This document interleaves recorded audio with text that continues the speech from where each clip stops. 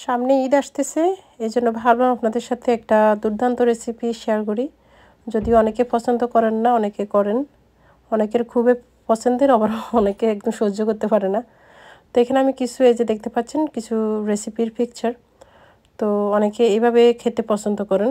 তো আমরা হচ্ছি একদম ভুনা ভুনা, ভাজা ভাজা, টান টান করে খেতে আমরা পছন্দ করি।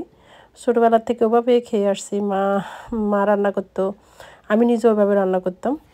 আসসালামু আলাইকুম সবাইকে। আজকে আমি আপনাদের জন্য নিয়ে আসলাম ভুড়ি বা উজুরি ভুনা। অনেকে ভুড়ি বলে, অ্যাকচুয়ালি আমরা বলি উজুরি। অনেকে ভুড়ি বলে, অনেকে বট বলে। যে যে যার যে বাসা, এই হচ্ছে কথা আর কি। তো আজকে একটু অন্যভাবে পাকাইছি।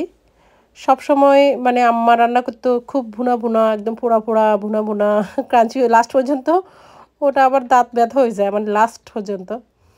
তো এই আর কি। তো আজকে আমি একটু অন্যভাবে পাকাইছি, যদিও খাবারটা মানে কি বলবো, অনেক মজা হয়েছে, অনেক অমৃত বলছি, অমৃত, এত মজা হয়েছে। তো আপনারা এইভাবে একবার ট্রাই করতে পারেন। অনেক মানুষ আছে যে, বা না মানে অনেকে এরকম আছে যে অভ্যস্ত যেটার মধ্যে, তো সেটা নিয়ে পড়ে থাকে, অন্য কিছু ট্রাই করে না। অনেক মানুষ আছে এরকম। তো তাদের উদ্দেশ্যে বলতেছি, চোখ বন্ধ করে একটু টেস্ট করবেন। যে কী খাচ্ছেন সেটা তাকানোর দরকার নেই, চোখটা বন্ধ করে একটু ট্রাই করবেন, তাহলে বুঝবেন এটার টেস্টটা কেমন। আবার আগের পথে চলে যাবেন, সমস্যা নেই। তো এখানে আমি এটা ভুড়িটা, উজুরিটা ক্লিন করাইছিল। মানে এইভাবে আমি কিনে আনছি, 3 পাউন্ড আমার ছিল, 3 পাউন্ড।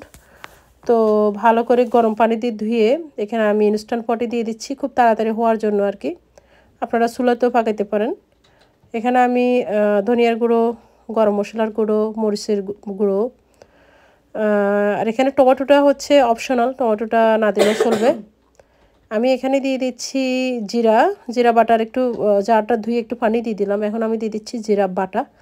আমার কাছে জিরা পাউডার নেই, এই জন্য আজকে জিরা বাটাই দিলাম।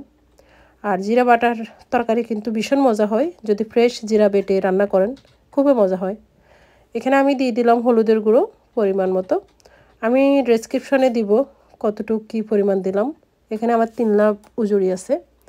আর এখানে পানির পরিমাণটা, যেহেতু আমার ইনস্ট্যান্ট পট, পানির পরিমাণ খুবই কম দিতে হয়। এটা তাড়াতাড়ি সিদ্ধ হয়ে যায় এবং টেস্টও ভালো, খারাপ না, টেস্টও মজা হয়, তারপরে তাড়াতাড়ি সিদ্ধ হয়ে যায়। এই হচ্ছে কথা। তো এখন আমি ঢেকে দিব। প্রথম দিকে যদিও মনে হবে যে না মশলা হয়নি, দেখতে সাদা সাদা লাগে, ওটা নিয়ে কোনো চিন্তা করবেন না, এটা আস্তে পরে কালার হয়ে যাবে হতে হতে। তো এবার আমি ঢেকে, এটা হচ্ছে জাস্ট 30 মিনিট, আমার মনে হয় সেদিন আমি 30 মিনিটেরও কম দিছিলাম। তো ওটা ওখান থেকে হতেও আছে, মানে আর মনে হয় 10-12 মিনিট বাকি আছে। এর মধ্যে আমি এখানে কড়াইতে একটু তেল দিয়ে দিলাম, একটু পেঁয়াজ দিয়ে দিলাম। আমি সিদ্ধ করার সময় কিন্তু একটু দিইনি, তেল দিইনি। আর এখানে দেখতে পাচ্ছেন পেঁয়াজটা বুনা বুনা হলে এখানে আমি আদা রসুন বাটা দিয়ে দিলাম। আদা রসুন বাটাটা মাস্ট, ওখানেও দিতে পারেন একটু একটু, আমি ভুলে গেছিলাম তখন। তো আপনারা একটু আদা রসুন দিতে পারেন। এখানে একটু আস্ত জিরাও দিতে পারেন, গোটা জিরা আর কি।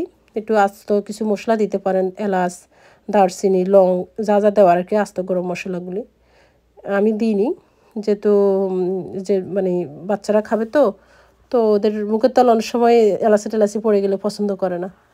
তো যাই হোক, এটা কিন্তু আমার পরিপূর্ণ সিদ্ধ হয়ে গেছে।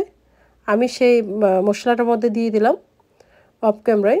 যদিও আমার পানিটা একটু বেশি হয়ে গেছে, আপনারা পানি অত দেওয়ার দরকার নাই, একটু কম দিলেও সমস্যা নেই। আর এখন আমি যে মশলাটা দিলাম, মশলাটা হচ্ছে আমি ডেসক্রিপশানে দিয়ে দিব। এটা আলাদা, যে মশলাটা আমি তেলে পাউডার করে দিলাম, ওটা আমি ডেসক্রিপশানে লিখে দিয়ে দিব কী কী মশলা ওটা স্পেশাল দিতে হয় আর কি। লাস্টে হয়ে আসার আগেও মশলাটা একটু দিয়ে দিতে হবে, রান্নার সময় একবার দিতে হয় একটু, আবার এই হয়ে আসার আগে একটু দিলে টেস্টটা কিন্তু অসাধারণ, না ট্রাই করলে বুঝবেন না। তো সবাইকে অসংখ্য ধন্যবাদ, ভালো থাকবেন, সাথেই থাকবেন, আল্লাহ হাফিজ।